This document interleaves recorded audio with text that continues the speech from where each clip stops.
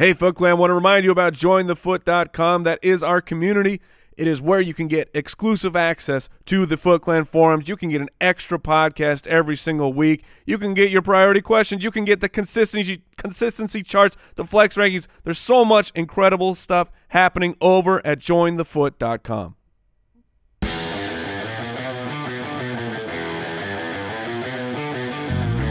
Welcome to the Fantasy Footballers Podcast, coming to you from the Play Draft Studios with your hosts, Andy Holloway, Jason Moore, and Mike Wright.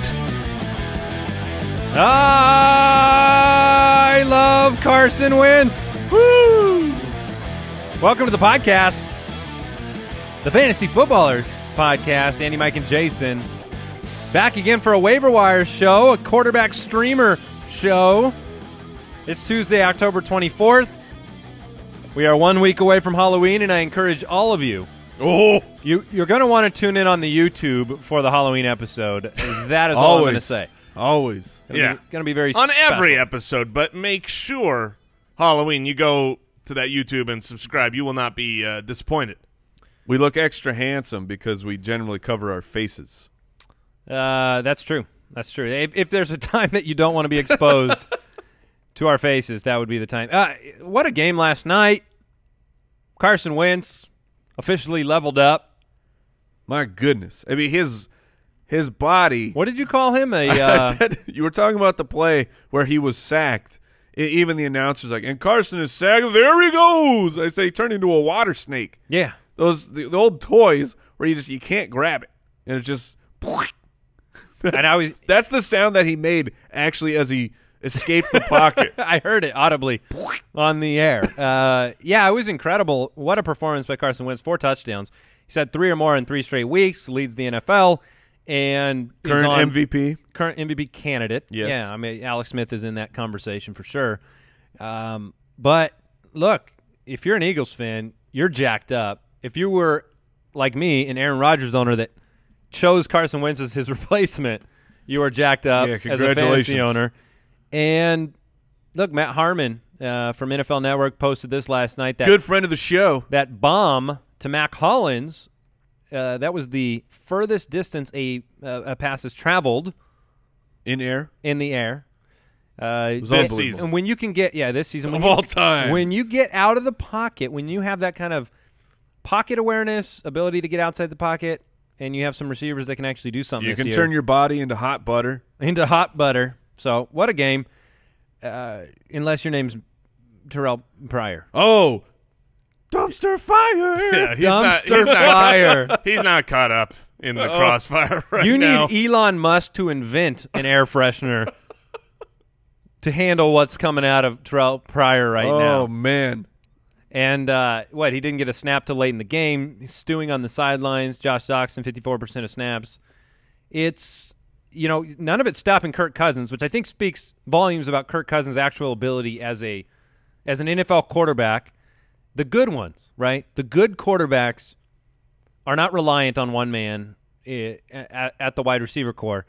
They find the open man. You see this Brady and Breeze, Luck when they spread the ball around so much, where it's like the more great options, the more great weapons they get on the team. You go, well, I'm not sure that player is going to be good for fantasy, but it will be good for the quarterback because it's going to spread the ball around. That's part of the problem, and we'll have this debate in a little bit. But when you look at the waivers, Josh Doxson's going to be a big pickup for a lot of people as he gets more and more involved, has incredible talent. But I worry about how Kirk Cousins spreads the ball around so much. Are you going to be able to rely on any pass-catching option there on a regular basis? Jordan Reed? Sure. Jordan Reed. We'll talk about it in the waiver section. Yeah, but you got to highlight Jordan Reed. Monster game. People were getting a bit antsy with Rule 86. We had the vote. We had the legislative vote last week as to whether or not we need to repeal Rule 86, and it did not pass. Rule 86 stayed in place, which states if Jordan Reed is healthy in the game, you play him, and hopefully you obeyed the law. Isn't it a trick rule? Is he ever really? Well, if he's healthy enough to be in the game. Right. It's a healthy with a wink amendment. 10 targets for Jordan Reed. I like it. Had a little bit of the See, we disagree on if that's garbage or not, because it's when you're 17 points down. They were and still only throwing. The second touchdown for Reed was garbage time to me. I think they were still battling. I mean, didn't they lose by 10? yes. Okay, so yeah. Either way, it doesn't matter. I mean, Jordan Reed. Points are points. Points are points. They count. Kirk Cousins put up a good game for those that were relying on him on Monday night for a win. So, yeah, we are going to get into the waivers on today's show. It is a monstrous bye week. In our Dynasty League, where I am 7-0, I went on there to set my lineup for next week, and I played Jason, and I was just like, can I keep this undefeated thing? Nope. No, not going to keep the undefeated thing going.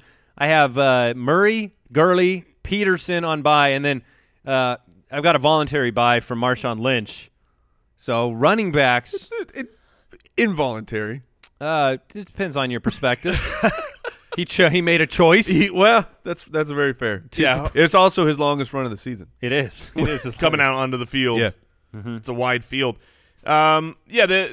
Hopefully you prepared last week for this week's bye-pocalypse, because there are so many relevant teams on bye. But if you didn't, good news.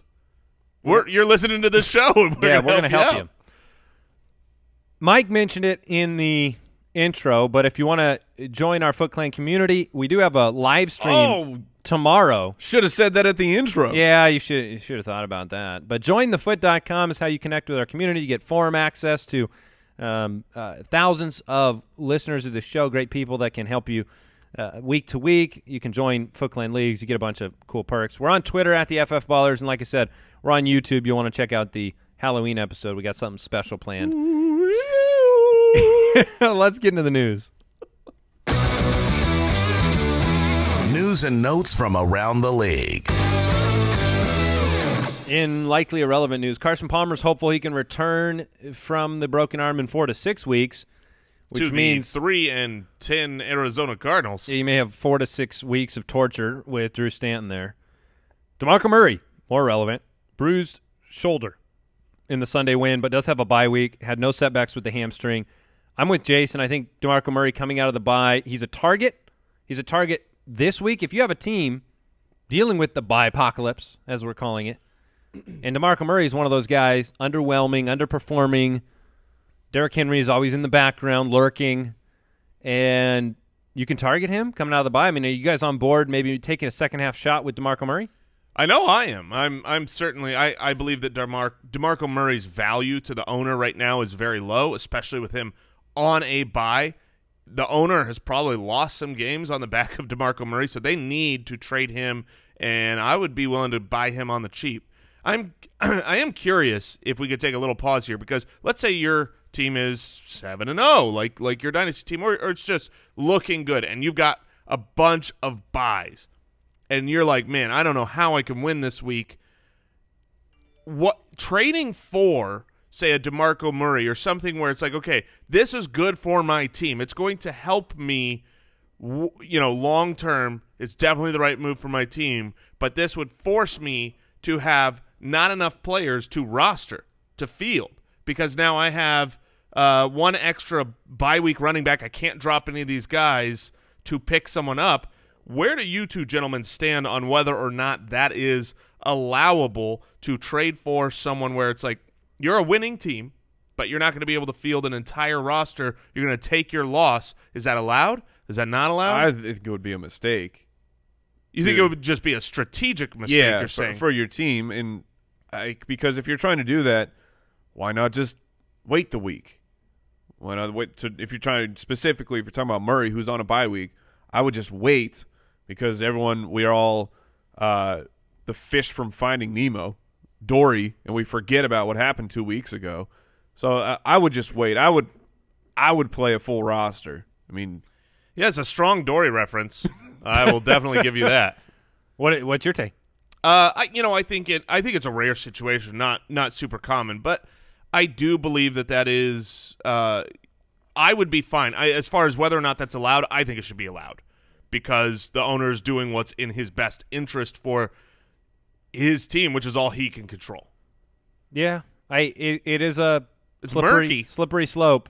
And I do think it is a mistake. That's a good way to put it, because perception is not reality when it comes to fantasy scores, and sometimes you think you're going to lose, and it takes one injury, it takes one bomb, to Mac Hollins, who you've rotated into your lineup, and then all of a sudden your week changes. And just giving a perceived free win to another team, I don't know. It's an integrity. Yeah, I wouldn't do it.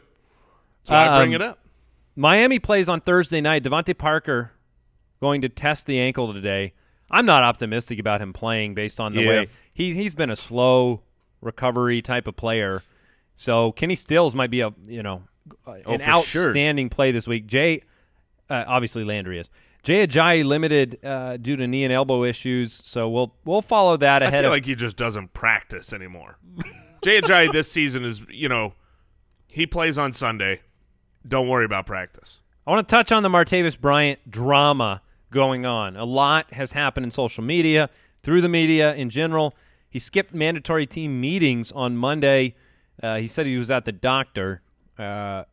He wants out, according to reports, if the Steelers don't try to include him more. And he's unhappy, basically, is the situation with his usage. Clearly feels unwanted. Correct. And also feels, I think, a sense from, if you read his comments, feels like it was hard for him to come back. Right. To work his way back, and doesn't, kind of feel like he had a lot of support. And now that he's made it all the way back, is surprised that he's not getting targets. I'm going to give him the benefit of the doubt. And one of the reasons I'm going to do that is because he hasn't been suspended by the team. He's done some disruptive things over the last 2 weeks in social media. He's done them before, insulting Sammy Coates right after the draft, and when they talked about Juju Smith-Schuster being drafted, who's been playing great, by the way, and we'll talk about him on today's show. But I'm going to give him the benefit of the doubt because the Steelers organization has not suspended him, which means, in my opinion, they're trying to work with him through whatever situation is going on, because I think if it's just disciplinary, this guy gets benched. This guy loses snaps. This guy gets suspended. This guy gets traded. They've said they're not trading him. They said they've not suspended him. So I think this is one of those things where, historically we've heard that Martavis Bryant deals with some mental health-related issues, anxiety, things like that. It's indicative to me of the team trying to work through this. And I actually think he'll have a contribution, not necessarily fantasy-wise, but a contribution to this team before the year's end. Sure. Fantasy-wise, though? Yeah, he's a drop. Okay. He's a drop. The offense hasn't been good enough. His role hasn't been secure enough. He some rumors about Pryor for Bryant. You could flip those two guys. Yeah, flip them both to the waivers. Yeah. Dan Bailey's going to miss several weeks, so you got to take him out as your kicker. Why is he missing? Got a groin issue. We are not sensitive to groin injuries. No, in fairness, if you get a groin injury, usually it's accompanied by a sound. Yeah, that's everyone. My groin. I've injured my groin. That's what the sound I made. Right. Marshawn Lynch. Get well, Dan. His one-game suspension has been upheld.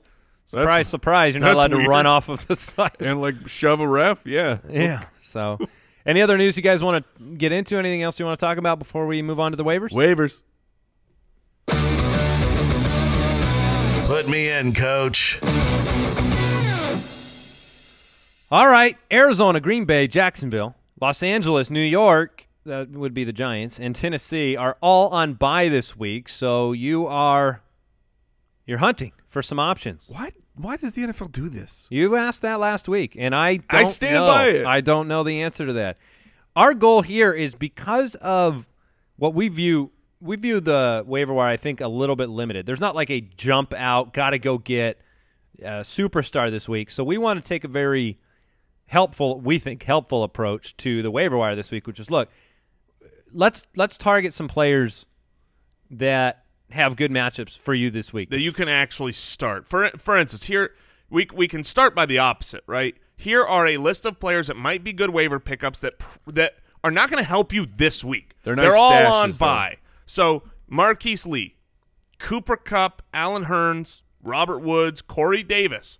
Those are all fine pickups, but if you're in the bye-pocalypse, don't go grabbing those guys. They're all on bye this week. We need to be looking for most players. Who can I start? Who is a good player for a weekly fill-in? And I want to know, what you guys think for most players out there that are relatively open. who's that number one weekly start? Are we talking positionally or anybody? Wide receiver. Okay, wide receiver wise, I like both of the Jet wide receiver options, Curse or Anderson, if you need a flyer, because they take on Atlanta at home. I like Ginn based on the production of the last few weeks. If he's available in about 50% of leagues, Ginn is probably my top wide receiver ad this week because it's Chicago, Tampa Bay, that tough matchup against Buffalo, and then Washington. So you're talking 3 out of 4 of the 4 next weeks he's going to be a solid flex play. Yeah, we might need to shift our expectations a little bit on that Chicago defense. They're the only team in the league that has not given up an offensive touchdown for the last, I believe, 2 weeks. They're 9 quarters in a row of not giving up an offensive touchdown. Obviously, Drew Brees, they're going to score a touchdown, but I'm not sure it's the easy pickings that we want. He's owned in most leagues, but I think Tyrell Williams is a guy that's out there in a lot of places. The New England Patriots, and he's not the one that's going to, I think he's going to get the coverage that could, have that New England broken play. Well, but he's like fourth he's got to be fourth in the read list now. I mean, with Allen, Henry showing up now as a big target, Melvin Gordon. I mean, where was he last week? He's one target. And he's the big play where you only need one target necessarily if it's a 68-yard touchdown. He's owned in a lot of leagues, and if I wanted to grab somebody that I think is a better play and barely owned, I think Benny Fowler this week is somebody you should pay attention to. Because great matchup. Not only is Demaryius Thomas going to be matched up on Peters for a lot of this game, but Benny Fowler last week, 5 for 45. You won't have Emmanuel Sanders in there. It is a Monday night game, but I think Benny Fowler is a sneaky play this week.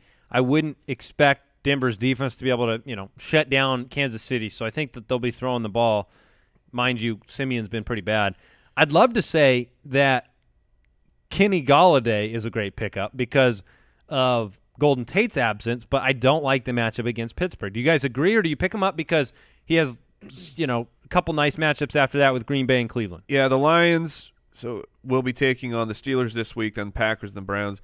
If I'm picking up a receiver from the Lions, Golladay is actually – he's just kind of one of those nice upside players that's a decent stash on your bench regardless, but T.J. Jones would be the replacement, the slot wide receiver replacement for Golden Tate, who has been diagnosed with – it was a shoulder injury. Yeah, so he's in a sling. Yeah, he's not going to play this week. So if you're trying to find that Tate replacement – I'd be looking at T.J. Jones. Yeah, I would agree with that. Or, obviously different position, but Theo Riddick will probably be more involved because of that Golden Tate injury. Same game, another guy that I think is going to be a good quality start this week. We talked about Martavis Bryant, the issues there, how he's been less and less involved. The guy who has been the benefactor from that is Juju Smith-Schuster. He's looked good. He's getting more and more involved. Detroit is not a defense that scares me, so he would be another guy that you could pick up and plug in your lineup if you've got bye problems. He is in the concussion protocol right now. Yeah, obviously if he doesn't play, that's worse. Less of an option. That's less valuable, but I expect that he's back. We were talking about this morning, bringing Josh Doxson up now makes sense. So, Doxson and Juju Smith-Schuster, Jason thought that Schuster was a better pickup. I'm definitely on the Doxson side of that equation, and so we can kind of talk about the implications there. And, a couple weeks ago we started talking about Doxson as, look, if there's anybody you want to own out of that wide receiver core, you go with the guy that has the pedigree, the guy that has the size, the guy that has the touchdown potential. All those reasons are why I like Doxson more. And we've made arguments about quarterbacks. Like yesterday on the show with Deshaun Watson, you talk about, okay, if Deshaun Watson is this point per game quarterback, there's X amount of points going out there, and it's going to go to Lamar Miller, it's going to go to Fuller, it's going to go to Hopkins. Cousins is the number 6 quarterback in points per game, and Cousins finds a way. Yes, he distributes it to a lot of options, but I'm sure he would love that some of them would be his wide receivers. And it hasn't played out that way. It's not going to be Grant, and it hasn't been Crowder. I still like the long-term upside, short-term interest in Doxson. I do as well, and the arrow is pointing up, not just not just narrative of him. I mean, look at the snaps and the targets. He was on the field for almost 85% of snaps this past week. He was out. He has dethroned Terrell Pryor, and I think that the arrow is pointing up for Doxson, and the upside, if they get that going over the second half of the season, the connection between Kirk Cousins and Josh Doxson, his upside is tremendous. Yeah, tremendous. I'm certainly not against Josh Doxson by any stretch.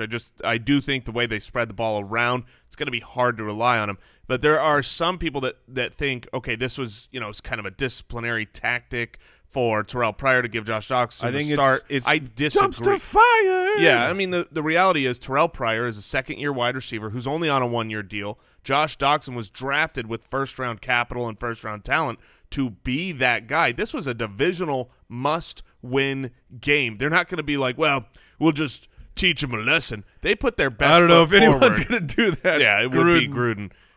Here's a name that I think we kind of skip over. You might be a little bit afraid because of the matchup. The matchup is not good. And you're always like, okay, if you're just getting this weekly start, I'm looking for those juicy, New England, New York Jet type matchups. But I still think Kenny Stills is one of the better plays this week. I mean, I know it's Baltimore, and they're, very good corners, but you've got a history with Matt Moore and with Kenny Stills, and a recency with Stills being more and more involved, especially if Parker is going to be out. I think you could do a lot worse than taking a high upside gamble on a player like Kenny Stills. The last wide receiver I want to throw out, because this is super deep, Demarcus Robinson, Kansas City Chiefs. I mean, when Conley went out, you saw his snaps skyrocket. I'm talking, he was on the field, I believe it was 98% of the time last week, high 90s the week before. So he is getting play. He was 5 for 69 with 8 targets.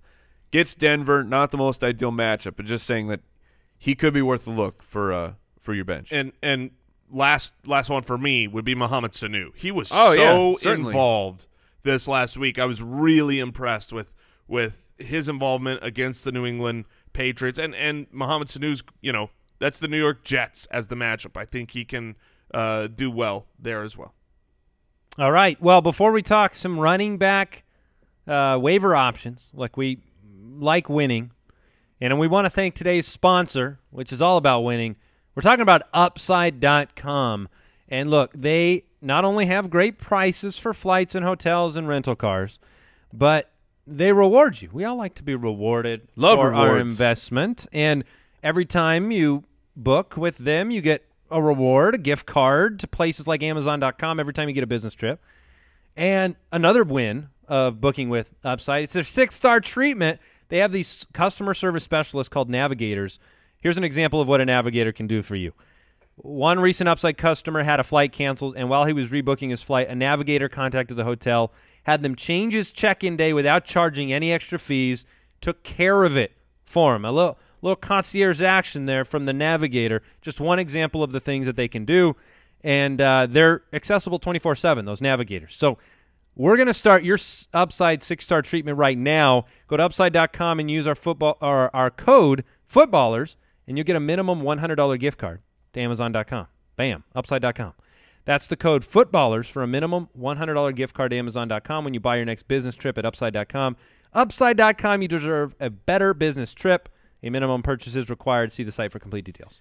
Yeah, and to all the men out there, if you are in need of a suit, and let me rephrase that, you need a suit. Of a suit. Yes. Every man needs a good suit, and if you got a good suit, you need another good suit.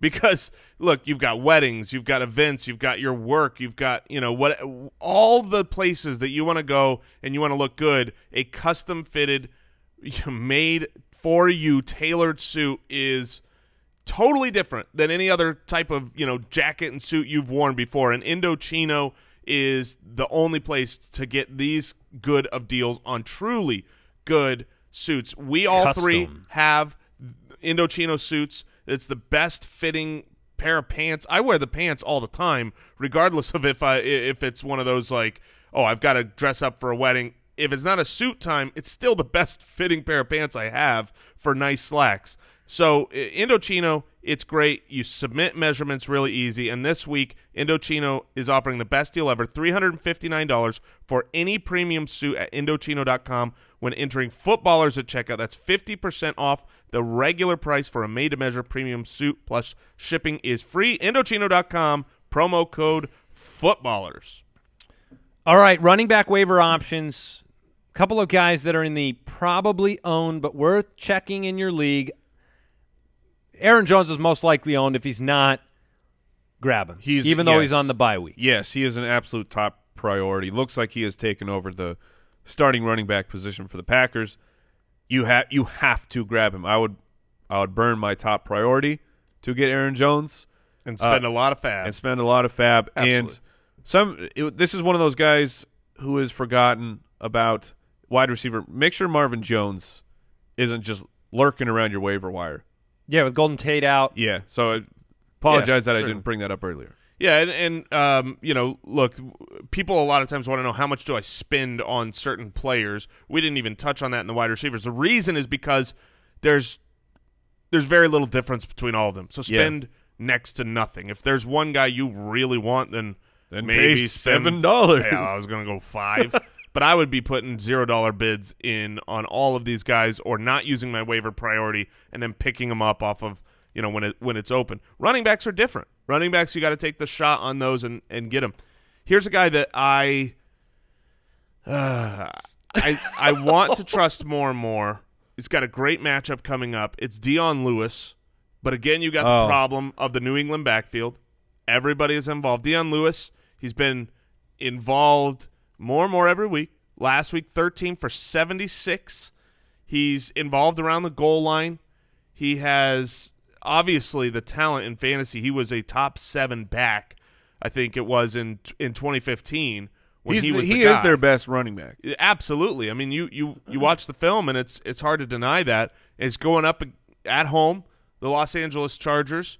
Not a great run defense. I think Dion Lewis could be a worthy pickup and a decent start. I mean, I think his baseline, even though it's going to be spread around and he might not be the predominant back there, I expect every week he's going to have at least over 50 total yards. Now, do you want to take the shot on Dion Lewis, or do you want to go with the 1 week rental from Oakland and either grab Jalen Richard or DeAndre Washington? See, I think I would lean Dion Lewis because you're still getting a split with Richard and Washington.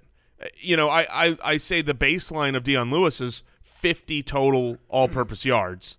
I think that's about the same as it is on Washington and Richard, is that each guy has kind of that base around 50 yards. And all three, Dion Lewis, Richard, and Washington, I think have about the same opportunity for a touchdown. But after Marshawn Lynch is back, you know, I just see the lay of the land about the same this week for all three, and then one of them could be the same rest of the season. Yeah, the Raiders take on the Buffalo Bills on the road. Andy, do you have a preference, Jalen Richard or DeAndre Washington? We talked about this on yesterday's show. It's a coin flip for me. I lean Jalen Richard. Because of the pass catching? It's honestly, it's just because I believe he's a more talented running back than DeAndre Washington. So I lean Richard, and it is a lean. It's a 51-49. I mean, where do you stand on is this like a smooth criminal lean? Yeah, where, I mean, you're about to fall over? This is like I'm standing on the line between the two guys, and I'm just barely leaning my body. A gentle breeze. And would you rather has have swayed you Richard than Dion Lewis, or Dion Lewis over Richard? I like what I've seen from Dion Lewis the last few weeks. I did have the question of James White versus Dion Lewis the rest of the season, and I think I'd definitely be on the White side of that equation. You know, the carved out role for White is the one thing that hasn't changed in the backfield for New England. So, I mean, White is second in receiving targets. He's second in receiving or in receptions at both of those for the running back position. So, but Lewis looks great. I mean, I'm happy for the guy. He was so outstanding for them before the injury. Gillislee seems to have been completely thrown to the side because Lewis can catch the ball. You know, I know that the perception, you know, look, Rob Kelly caught the ball a couple times. None of us think Rob Kelly's a receiving back. Gillislee doesn't have that type of role in the offense. At least Lewis can come in there and do a little James White stuff, do a little Mike Gillislee stuff, you know, do some goal line stuff. Dion Lewis He's got all those skills. Yeah, like I said, he's the best running back on that team. And despite my offseason love for Mike Gillislee, I mean, that was founded in projecting a role for Gillislee. And clearly the Patriots felt like they couldn't count on Dion Lewis. They had the entire last season essentially lost to injury. Last season and a half for Lewis, he came back for the Super Bowl and got hurt in the Super Bowl. So that the team made moves to ensure themselves. But now that Dion Lewis is proving to be healthy, why would you not use him? Yeah, and they're very smart in the way they use them. And it's one of the reasons why, look, you could, if you don't want to mess around with running backs in New England, more power to you. You get to ignore these parts of our conversations each and every week because we have them every week. I would say there's two guys, veteran, older, unsexy names that might be better than any of the running backs we just talked about right now. Did you just call Matt Forte hideous?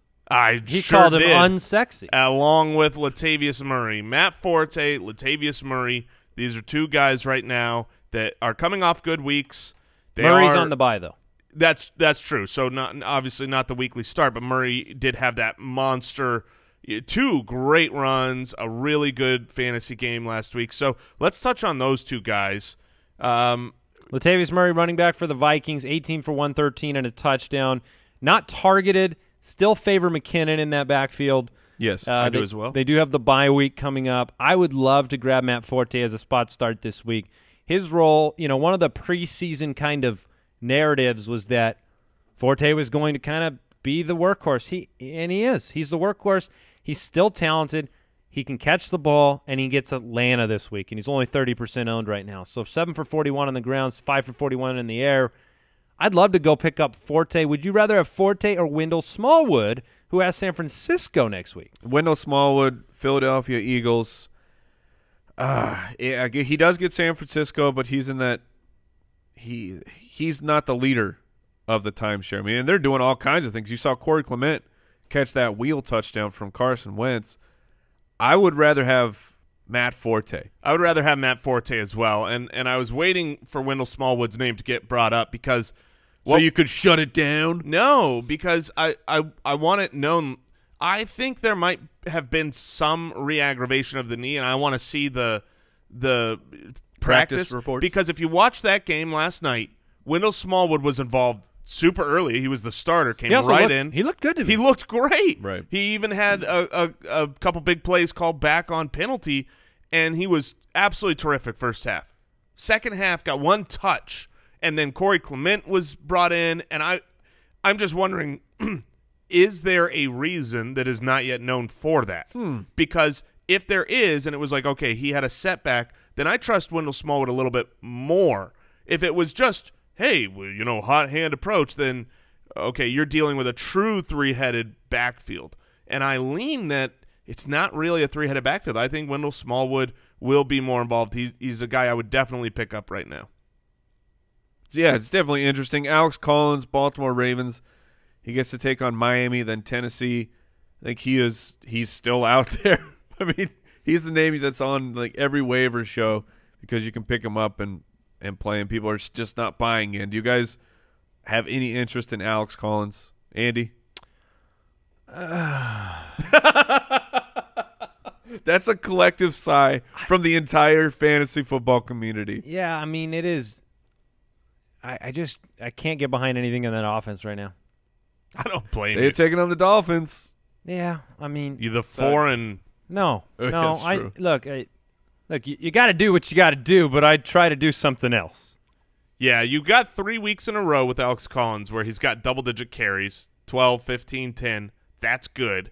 But last week, turned those 10 carries into 30 yards. Granted, it was against Minnesota, which is a great run defense. We said, not to start him.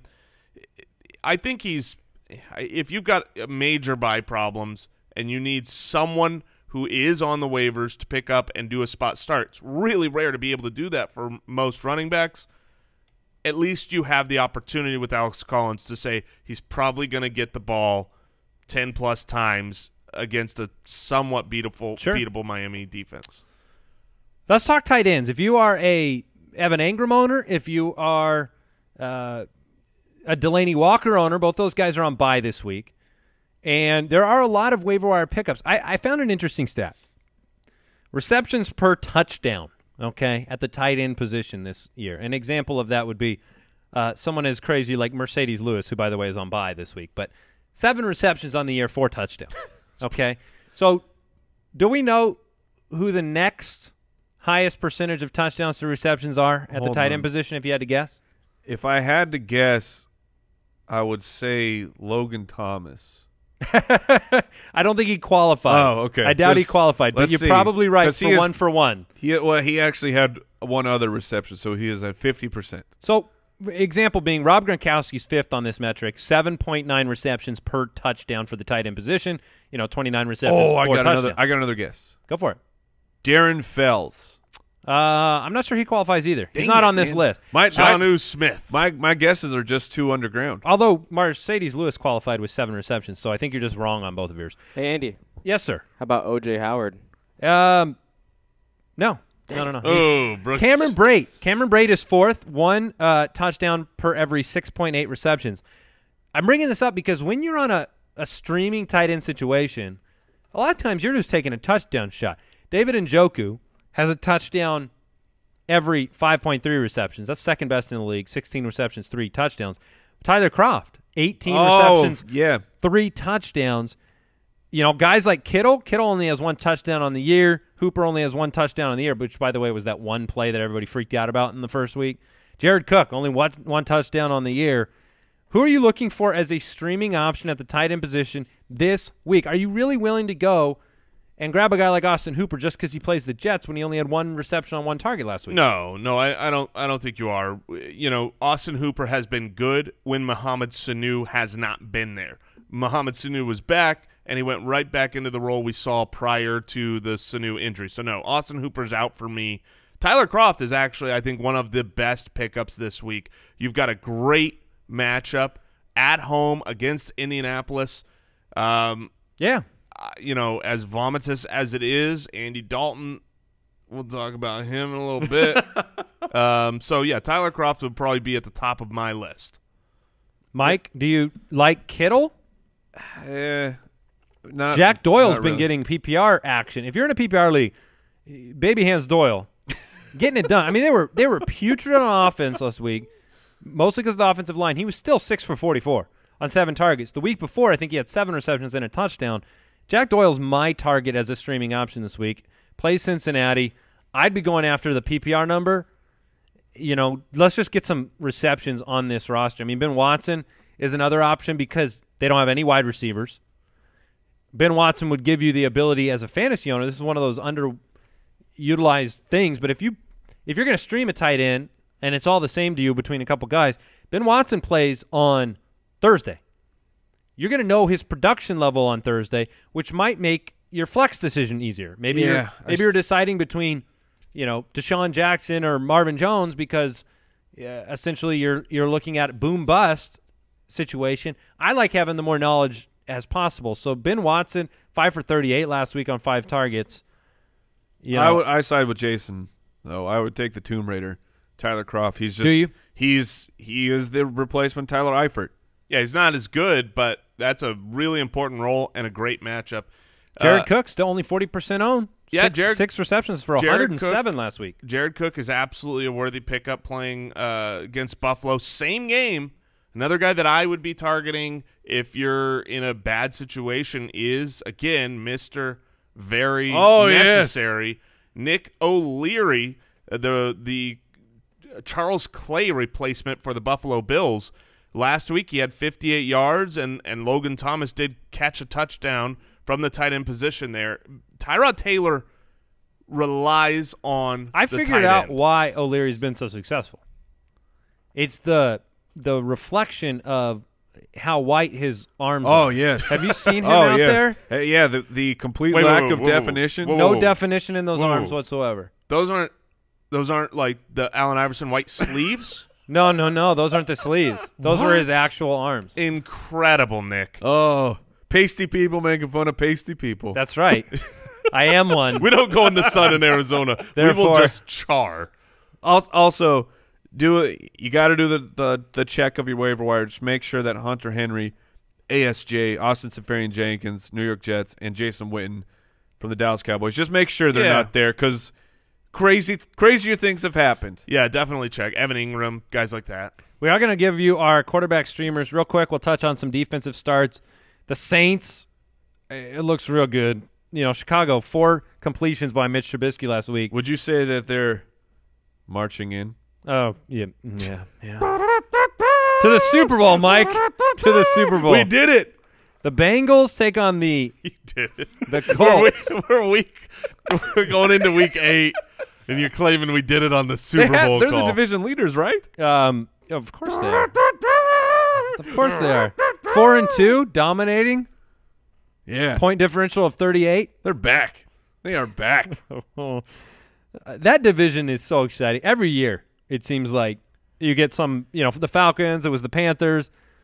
We all thought the Bucs would get involved. The Eagles' defense has been great. They're available in over half of leagues, and they're playing against San Francisco. Yes, that's a definite pickup. Cincinnati, obviously, against Indianapolis at home is another great pickup, and both of those teams are available in the majority of leagues, which I think is a little bit silly.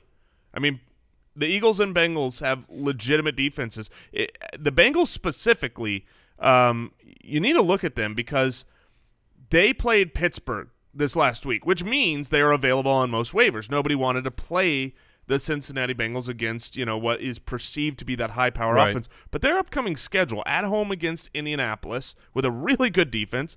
Then they go to Jacksonville, who is not as scary. They might be a better team, but their offense does not scare you. Then Tennessee, Denver, who's reeling. Oh, my. Cleveland. Oh. 2 weeks later, the Bears. Oh. So pick up the Bengals. All right, let's move on I'm to all about that life. quarterbacks. Full stream ahead. Mike, now are you picking this man as your stream just because you don't know how many more times you'll get a chance in his career? Maybe. Or By career, you mean life. because he's actually playing pretty well, and the Jets are surprising people. Josh McCown gets to play the Falcons 2-2-3. Those are his passing touchdowns over the last 3 weeks. The Falcons, it's not the worst matchup in the world. And these receivers, where they just keep getting underestimated. Jermaine Kearse, Curley, Austin Seferian-Jenkins. I mean, I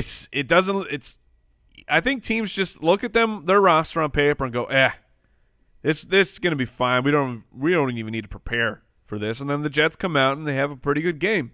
Doesn't matter if Josh McCown lost the game for the Jets because he won the game for your fantasy teams. So he's my stream this week. All right, so you're going Josh McCown. I'm going to take Tyrod Taylor. Yep. Liked him as a stream last week. He delivered for fantasy owners 268-1, but didn't throw a pick, didn't fumble, and had 6 for 53 on the ground. Ended up with about 25 fantasy points. And now he plays at home for a second week in a row. Takes on Oakland. Very beatable defense. Right now they're 20th in the league in terms of giving up points to the quarterback. And Alex Smith torched them last week. I think Taylor is a very safe streamer right now, and he's available in a lot of leagues. Yeah, I love Tyrod Taylor. I would certainly go with him over my stream of the week. But as gross as it is, and as much as I bashed him yesterday, it's not gross. Well, I'm just saying his game last week, and I'm speaking of Andy Dalton, quarterback for the Cincinnati Bengals. He was so bad last week. That throwaway that should have been a punt. Here, I have maybe it's a little bit gross. Okay. But this matchup here for Andy Dalton, this is the dark chocolate covered grasshopper. Explain yourself. Yeah, no, I get that. Because it's got protein, it's got nutrients that you need. People around the world can eat it, but it's a little. When you see it at the front of the gas station, and when you're driving over to California, you go, "Ooh, I don't know if I want a piece of that." But then you go, "It's got some crunch." Chocolate's good. It's got some sustenance. Chocolate's good. So I'm going in on this. Are you saying you've had one of those? No. No, no, of course not. No, because that's disgusting. The chocolate in this case would be the Indianapolis Colts. Yes. They're one of the worst The defenses. grasshopper would be Andy Dalton. The grasshopper would be Andy Dalton. That is absolutely correct. I was just thinking this morning, we need a metaphor-related segment on this show. Yeah. They're too entertaining. So he's the grasshopper. Yeah, he's the Great. grasshopper. Look, last week he was horrifically bad. Still threw 2 touchdowns against a really good Pittsburgh defense. Against Green Bay a couple weeks earlier, he threw 2 touchdowns. Buffalo has a great defense, only 1 touchdown. But when he played the bad team in this last stretch, Cleveland, he threw 4 touchdowns, had 40-plus fantasy points. Andy Dalton can still get it done. And this week at home against the Indianapolis Colts, I think is an example where he's going to throw 2 touchdowns, could possibly run 1 in. He's a streaming viable option this week. Yeah. The red rifle. Look, there could be an antenna or a leg left in your teeth when it's all said and done. But hopefully you came out on top. But you're going to feel energized. Yeah, or you're going to vomit all over yourself. I mean, One of the two. Either one. All right, we're getting into the mailbag. Mailbag. Mailbag. Ooh, yeah. Woo. Grasshoppers. Covered in chocolate. In the Dalton. All right. Visit the website if you have a question for us. Egg burp. Submit a question on the site, thefantasyfootballers.com. Use our voicemail hotline, 302-464-TFFB. We'll take care of you. Quarterback question here, Arnold in Alaska. New Foot Clan member. Bonjour. Oh, Says he loves welcome. the show. Is Kamara a good trade for Duke Johnson Jr. and Russell Wilson? I get Duke and Russell Wilson. Russell Wilson. Russell. My team is 5-2. I have Shady, Hunt, Crabtree, T.Y. Sanu, and Tomb Raider. I've been streaming quarterbacks each week. I think I would do that deal. I think I'd secure Russell Wilson. He's an upper echelon quarterback. You're pushing for the playoffs. You seem to have I don't know what you have at running back beyond there, but if I had Shady, Hunt, Duke Johnson, I'd be all right. Shady and Hunt, I mean, they're going to start every week, barring injury. So Kamara is your third back. I like Kamara significantly more than Duke Johnson. However, in a full PPR, Duke Johnson still has enough value to be that third running back. I don't love the downgrade there. And usually I'm going to say, the advice would be more along the lines of, look, you're 5-2 while streaming quarterbacks. You might not like it, but it's been working. You've been winning. Keep your team together. But in this situation, I think the downgrade from Duke to Kamara, because it's a full-point PPR, is not significant enough to avoid it. I would do the trade. I would grab Russell Wilson. He's a second-half quarterback. He's been playing really hot, and Seattle can't run the ball. It's official. It's done. They stopped trying. So every yard is going to be Russell's doing. All right. Ryan in Minneapolis wants to know, with the quarterback change, does Ajayi have a better outlook rest of the season? Is he a buy low target? It's possible, but is this going to happen eventually? Are we going to get that 200-yard game, the 2 touchdowns that we got last year? Nah. I would say no. Here's the thing. I do think that Matt Moore is better for this team, but clearly the team and the management did not. The fact that they went out and they picked up Jay Cutler, we don't know how long Cutler will be out. We don't know if Jay Cutler will be reinserted. Can Matt Moore play himself into the starting job? There are just so many variables here that I'm not going to let the potential of the quarterback change affect how I feel about Jay Ajayi. He is a buy low. There aren't many running backs who are getting 20 plus carries. Pop quiz. How many touchdowns does Jay Ajayi have on the season? 0. That is correct. Yeah, 28 carries in the first week. He's had the last 3 weeks 25, 26, 23. Yeah, he has not scored, and he has not put up more than 16 fantasy points in any week. And I'll say, buy low. Is he a bust? No. Here's I don't think you can call him a bust. However, the Baltimore Ravens, 4 running backs have been like the New England Patriots have been for quarterbacks recently. They are the get right game for running backs. So if you're going to buy Ajayi low, Yeah. I think you have to do it before this Thursday's game because it's going to be like Cooper. There'll be a big game for Ajayi, and then the value will be completely reset. Yeah, in the last 5 weeks, there's only one game where the Baltimore Ravens did not give up a rushing touchdown. In that game, they gave up 199 rushing yards. 199? Are you out of your mind? Yeah, I mean, listen to the rushing yards given up by that's what Baltimore I'm looking at right now. over the last 5 weeks. 151, 171. Ooh, only 93. Oh, that's a good game. That's a good game. 199, 160. So I agree. Jay Ajayi, not because of the Jay Cutler, Matt Moore, but he is a buy low. You just can't continue to not ever get a touchdown while getting the ball 25 times a game. It's very similar. I mean, McCoy had a better fantasy season because of the pass catching, but McCoy hadn't scored until this last week. He finally got in the end zone. Like, there's the inevitability, like you said, of 20-plus touches. It is inevitable. Inevitable. Oh, that's good. Thank you. Mr. Max in Ajayi. Cedar Falls, would you drop Randall Cobb to pick up Josh Doxson? In a standard league, yes, I would. As would I. Yep. Jason? Yeah. All right. Yeah. That is it for today's show. Tune in tomorrow. We'll get through some keep trade cuts, some more mailbag, do some special stuff on the show. And, look, thanks for hanging out with us. This was fun. Go to Let's do it again. draft.com/ballers for some DFS this weekend. Goodbye. Goodbye. Thank you for listening to another episode of the Fantasy Footballers Podcast. Join our fantasy football community on jointhefoot.com and follow us on Twitter @TheFFBallers.